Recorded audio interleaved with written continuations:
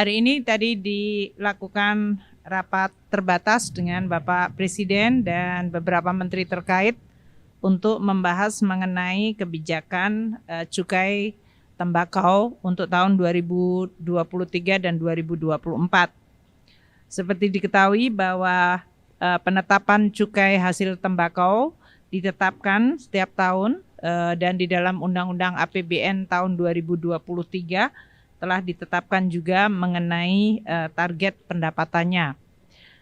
Untuk keputusan pada sore hari ini, pertama kita menggunakan instrumen cukai di dalam rangka untuk mengendalikan konsumsi dari hasil tembakau yaitu rokok, terutama untuk menangani prevalensi dari anak-anak usia 10 hingga 18 tahun yang merokok, yang di dalam RPJM ditargetkan harus turun ke 8,7% pada tahun 2024. Namun kita juga memahami bahwa industri rokok memiliki aspek tenaga kerja dan juga dari sisi pertanian, dari sisi hasil tembakau yang juga harus dipertimbangkan secara proporsional.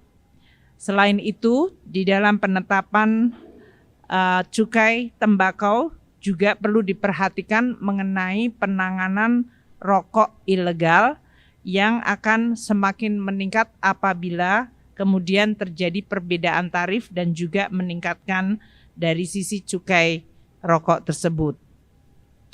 Untuk itu, pada sore hari ini dengan mempertimbangkan pertama bahwa untuk menurunkan prevalensi anak-anak yang merokok untuk menuju kepada target RPJM yaitu 8,7%.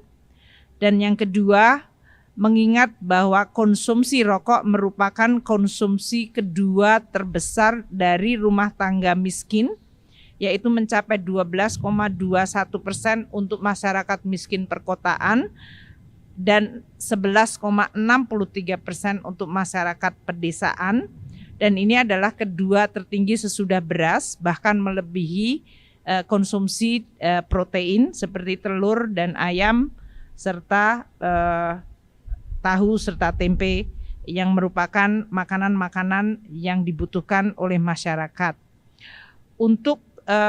Dan di sisi lain juga diketahui bahwa rokok telah menjadi salah satu risiko untuk meningkatkan risiko stunting dan juga kematian. Di sisi lain, kita selama ini sudah menaikkan cukai rokok di dalam rangka untuk mengendalikan baik konsumsi maupun produksi rokok. Pada tahun-tahun sebelumnya, di mana kita menaikkan cukai rokok yang menyebabkan harga rokok meningkat, sehingga affordability atau keterjangkauan terhadap rokok juga akan semakin menurun. Dan dengan demikian diharapkan konsumsinya akan menurun. Saat ini kita juga akan terus menggunakan instrumen cukai di dalam rangka untuk bisa mengendalikan produksi dan sekaligus juga untuk meningkatkan edukasi dan sosialisasi pada masyarakat mengenai bahaya merokok. Dalam keputusan hari ini, Presiden telah menyetujui untuk menaikkan cukai rokok sebesar 10% untuk tahun 2023 dan 2024. Karena cukai rokok merupakan rata-rata tertimbang dari berbagai golongan, maka 10% tadi akan diterjemahkan menjadi kenaikan bagi kelompok dari mulai sigaret kretek mesin, sigaret putih mesin, dan sigaret kretek tangan yang masing-masing memiliki kelompok atau golongan tersendiri.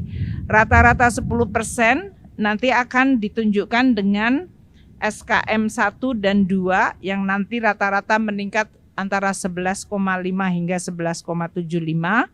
SPM 1 dan SPM 2 naik di 12 hingga 11%, sedangkan SKT 1, 2, dan 3 naik 5%.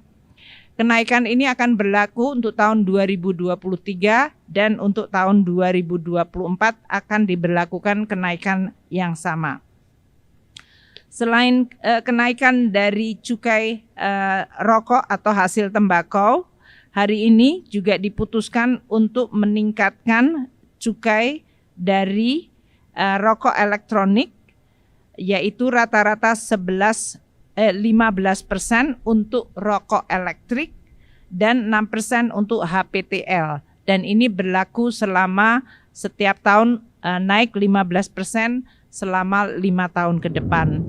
Demikian yang bisa saya sampaikan untuk hasil dari rapat terbatas dengan Bapak Presiden dan beberapa menteri terkait. Terima kasih. Wassalamualaikum warahmatullahi wabarakatuh.